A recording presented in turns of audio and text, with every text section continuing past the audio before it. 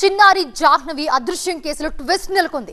CC footage లో కనిపించిన కారుపై తల్లిదండ్రులు అనుమానం వ్యక్తం చేస్తూ ఉన్నారు. జాహ్నవి అదృశ్యమైన రోజు గ్రామంలో ఆ కారు తిరిగింది. నర్సీపట్నం సమీపంలో చిన్నారి తాతను ఆ కారు ఢీకొంది. కారుపై ప్రస్తుతం బంధువులు కూడా అనుమానాలు వ్యక్తం చేస్తున్న పరిస్థితి చూస్తున్నాము. ఆ రోజు కనిపించిన కారు మళ్లీ తనను ఢీకొందని మరో వ్యక్తి కూడా చెప్తున్నాడు.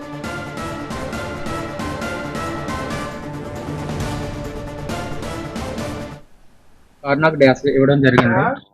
ఈ కారు పాప తప్పిపోయిన 6వ తారీఖుని ఇక్కడ సిఎస్ అగ్రహారాన్ని చూసాం. మేము ఆ కారుని చూసిన అదే కారు మళ్ళీ నేను నాకు డ్యాష్ ఇవ్వడం జరిగింది. ఈ కారు మీద నాకు కొంచెం డౌట్ ఉన్నది.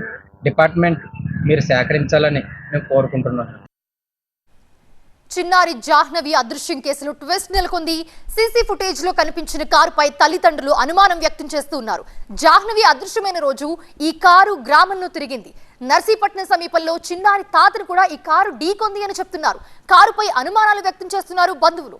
ఇక ఆ రోజు కనిపించిన కారు మళ్లీ తనను ఢీకొందని మరో వ్యక్తి కూడా చెప్తున్నాడు.